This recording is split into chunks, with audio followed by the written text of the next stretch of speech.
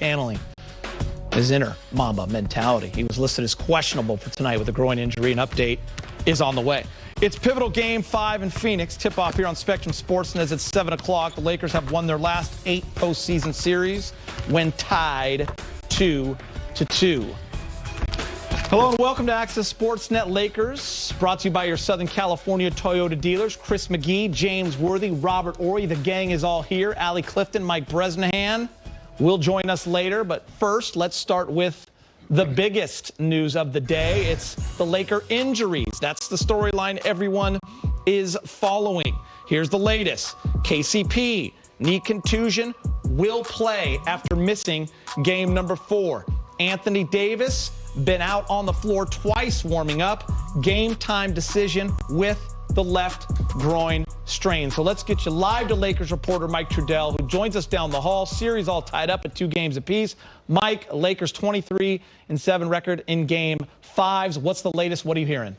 Yeah, so that's the thing that we want to get to, right, with Frank Vogel, and it sounds like we're going to go all the way up to the time that we have to hear, Geeter, about who's in, who's out in terms of AD, right at the 6:30 mark, but we do know that KCP is starting, so we got into those issues and some others with Frank Vogel moments ago. Yeah, he still has some soreness, just getting it going. Once he gets loose with his shooting, then he feels pretty good. So we just got to make sure that, when he's not in the game, he'll probably be on the bike, trying to keep it loose. But once he's loose, he feels good. So he's good to go. And then what kind of progress, if any, has AD made, Frank, since he initially hurt the groin in the first half the other night? Yeah, they've been working on it nonstop. They're doing everything they can to get him in there. And then, Frank, final thing for me, just what are you expecting from LeBron specifically in this game? He's obviously his history of playoff performances on the road. It's the first time you guys have been in a Game 5, these last 2 years when it's tied at 2. Just wondering what you anticipate there. He's going to play great. You know what I mean? I think we can expect that. That's who he's been throughout his career. He's going to rise to the challenge, just like all of our guys. We expect everybody to embrace his challenge and rise to the challenge. Amen. Hey, Frank, with the round-the-clock treatment that Anthony's been going through, has there been any signs of improvement since Game 4? I would imagine there hasn't been any signs of it's getting worse, or you would already ruled him out. Yeah, I don't have that level of detail, to be honest with you. I just know they're working on trying to get him back, and, he's going to see how it feels on the court. And Wiki? Hey, Frank, what's it been like preparing for this game, knowing that his status is sort of in flux? And I guess, has it been like essentially devising 2 separate game plans? Yes, it has. A lot of thought, a lot of different scenarios that we, as a coaching staff, play out. Who's in there in this situation, who's in there in that situation, and obviously, there's a lot of different directions the game could go. So. We've been grinding. I can tell you that. Our coaching staff just looking at all these scenarios. All right, you heard it there, guys. They're grinding. It could be, if AD doesn't go right, it could be Markieff Morris, could be Kuzma, could be Wesley Matthews. A lot of different directions that Frank Vogel can go in. And Geeter, we will know soon. So stay tuned, and we'll see how this Game 5 kicks off. All right, appreciate that, Mike. Thank you for the update. We also have this update from Chris Haynes of Yahoo. The Los Angeles Lakers star Anthony Davis groin expected to be held out of Game 5 tonight against the Phoenix Suns. League sources tell Yahoo Sports and NBA on TNT. So for the sake of this show, if it changes, we'll let you know.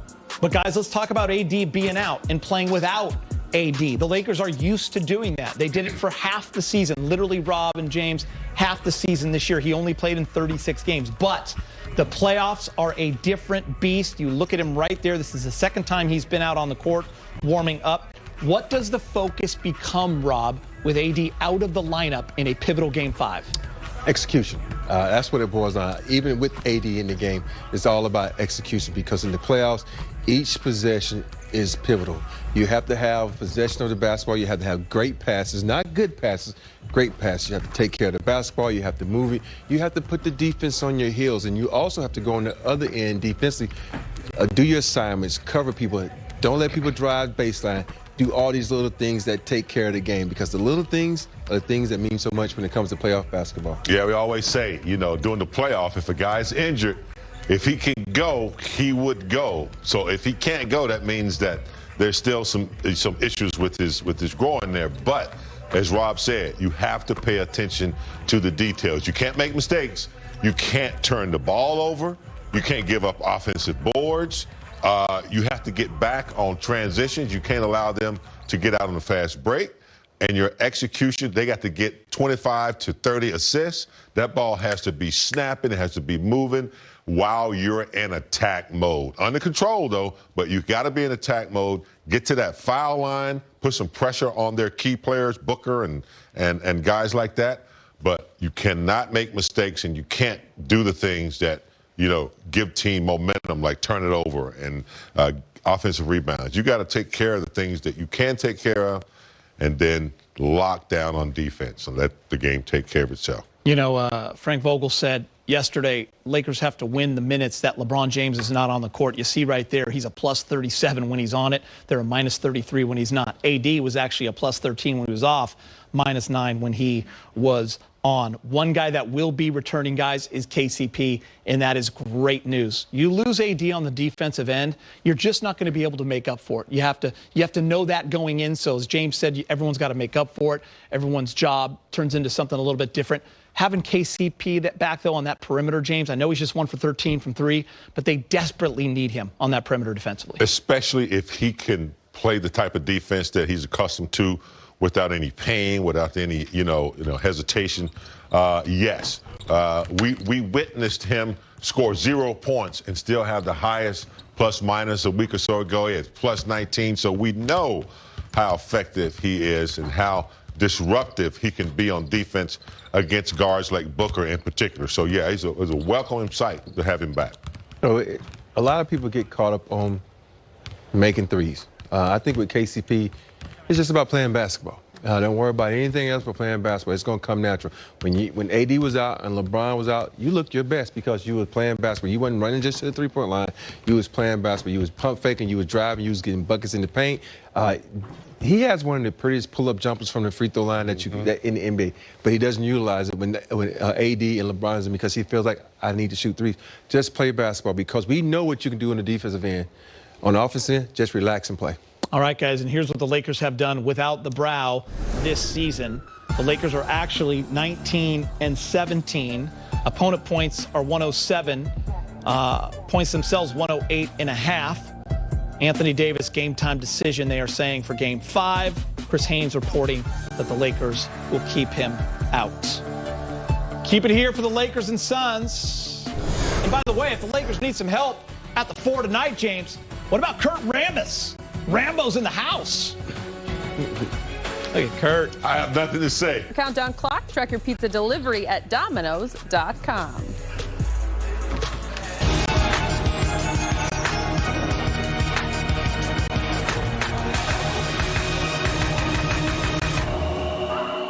Time to welcome in our Laker insider, Mike Bresnan. Time for Brez's three-point play. 3 things that you were looking forward to in this game. You want to start with the King, and you want LeBron James to get others involved early.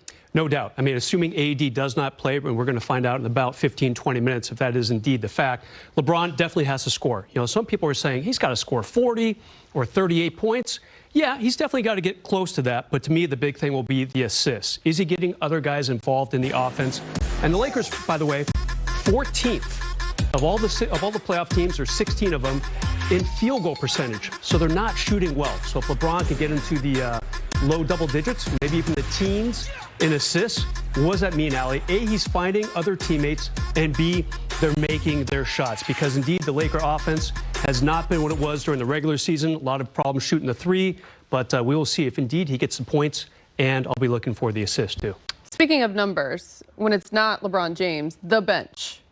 What's been going on in this? Yeah, big source of scoring during the regular season, second in the entire NBA. They have tumbled all the way down to 11th out of 16 playoff teams, just having trouble putting points on the board.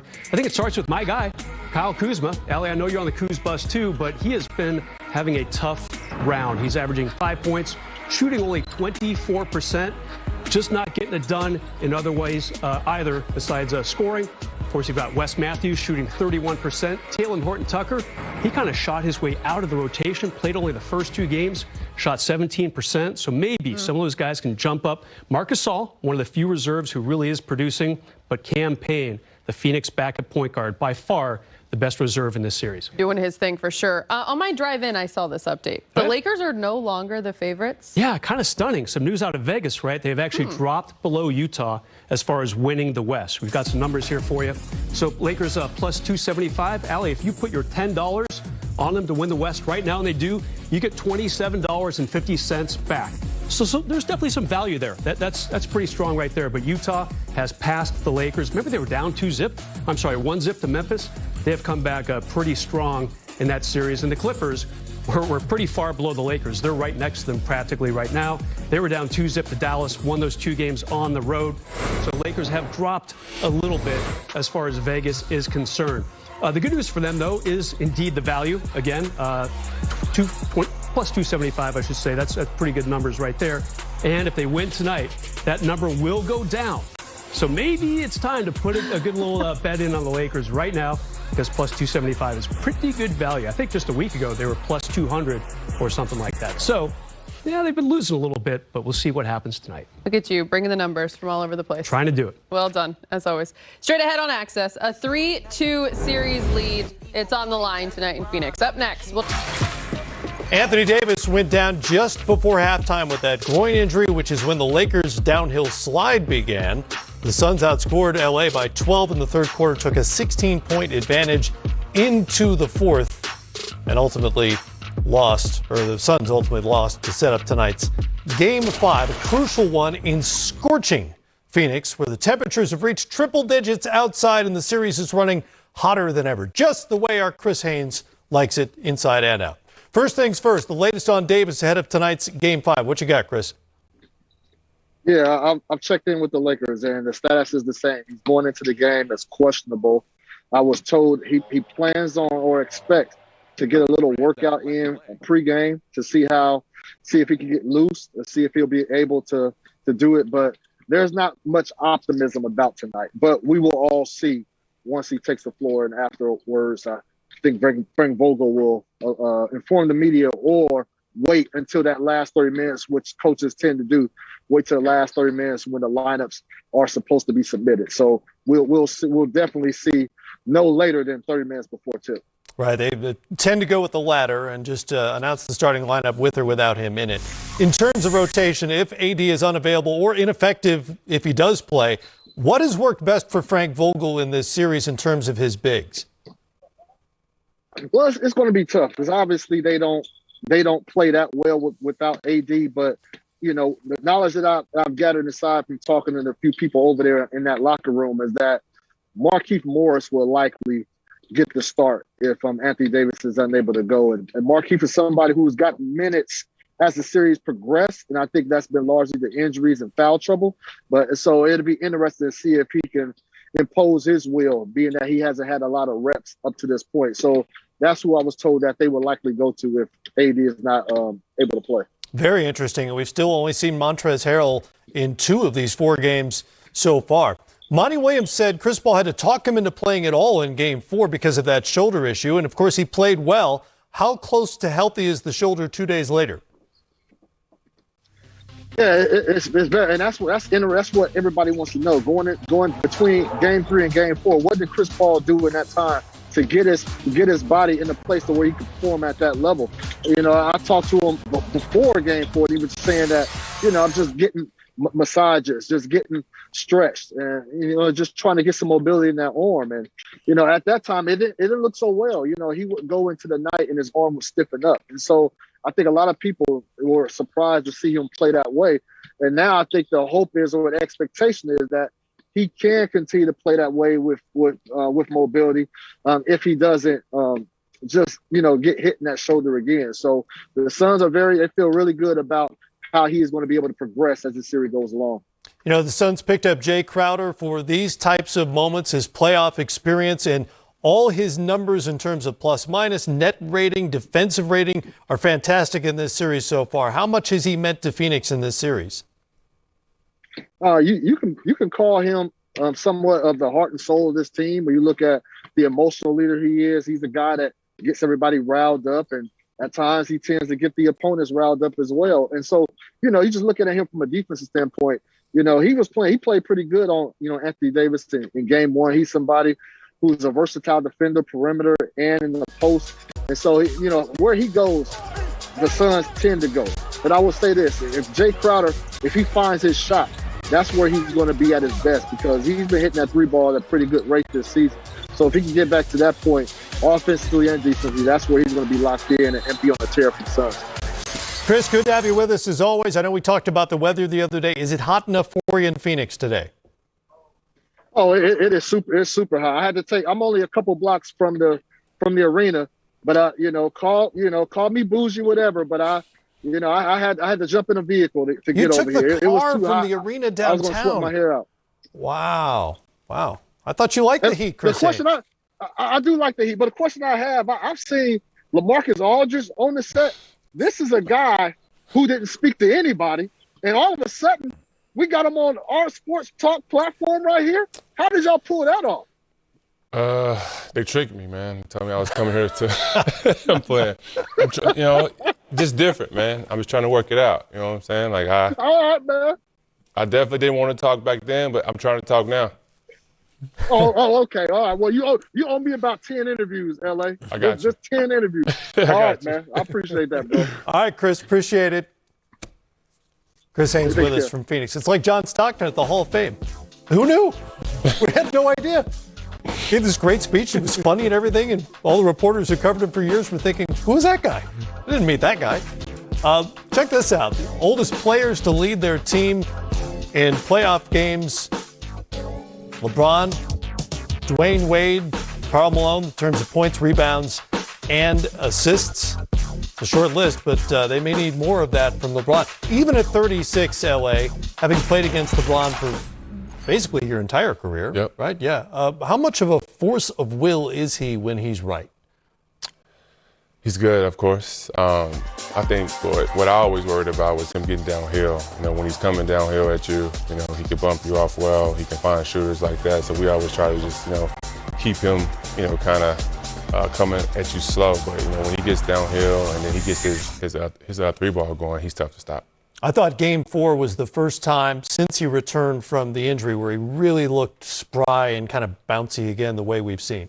Yeah, I think so, man. I think for him he's going to have to be bouncy and spry, but I think he's going to have to will this team. And I think the one thing is not only just him, he's going to be a scorer, he's going to be a rebounder like you showed on that graphic, but I think he's going to have to insert some confidence in some guys to get somebody to go with it, because we know he can put a team on his back, but when you start loading up on a guy, you want to have some outlets of some guys. You treat it like a game 7. In terms of the minutes, we're going to do whatever we need to do to win this game. That's the simplest way to put it. If he plays 48 minutes, he's not going to be fresh at crunch time. So, we'll manage it accordingly, and we'll do everything possible to win this game. Unfortunately for the defending world champs, they have plenty of experience this season playing without AD, who missed half the season with a calf and Achilles strain. They were 19-7 in those 36 games, but what is really alarming if you're a Lakers fan is they went 3-14 against the teams that reached the playoffs, and Phoenix is obviously not only a playoff team, but the number 2 seed in the Western Conference. Before we get to the LeBron element of the equation, in terms of the bigs, what makes most sense for Frank Vogel tonight in terms of a rotation? We've seen Gasol. We've only seen Montrezl Harrell in 2 of these games so far. How do you see him working his rotation of big guys and this playing out tonight? I think you still go with Andre Drummond. I think you have to start him and go with him. And obviously, if he can set the tone, I've been watching them, and I'm asking the Lakers at times. I'm seeing Mikal Bridges, Jay Crowder switched on to Andre Drummond, and they're not going to him. I think just to give him some confidence, especially in the beginning of the game, whether he scores or not, it's just keeping him involved. That's all I always feel about a big. But then I think after that, I think you go Marc Gasol. And then Montrezl Harrell obviously would be the third big for me in my rotation. He has to come in with energy, and energy, because looking up front, the Phoenix Suns are small. Yeah. And they're not taking advantage of that. And then obviously on the other end, as a big, now you're chasing guys off pick and roll. So I'm looking forward to them. But as far as just bigs, DeAndre Ayton is winning this series You look at his numbers, Matt and Marcus Archer. I mean, the first 3 games, 20 and 10, and then the 4th game, 14 and 17.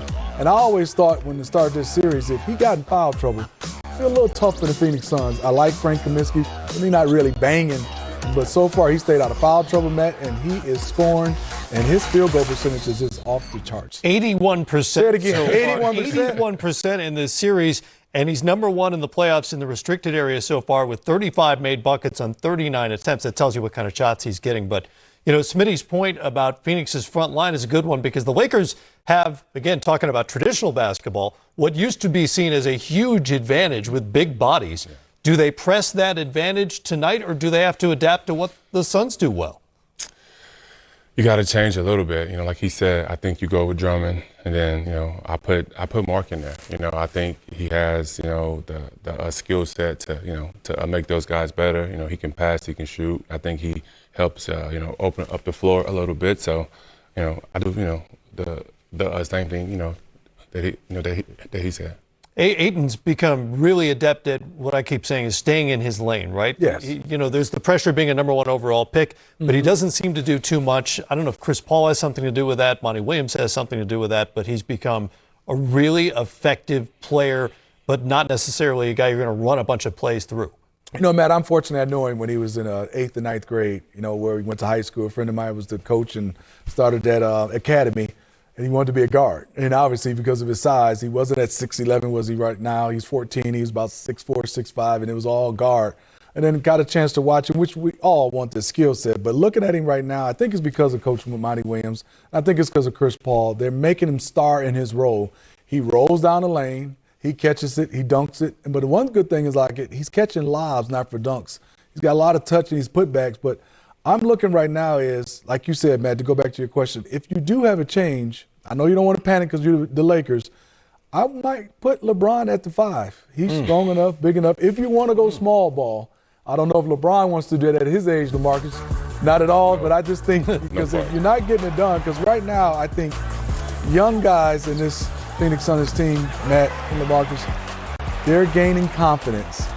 They're gaining confidence, and when you get Mikal Bridges, Cameron Payne, DeAndre Ayton to start to gain confidence as a young team, and they're coming back in Phoenix, the first 5 minutes is going to be very important for the Lakers. Well, regarding LeBron, as you guys know, there's want and there's need. So the question is, what will the Lakers need from him tonight? They're winning everything. They're winning his minutes. His net rating per 100 possessions is plus 9.3. It's by far the best on the LA Lakers. So in terms of minutes and production from LeBron tonight to win, assuming AD is either unavailable or not completely well, what will they need from LeBron?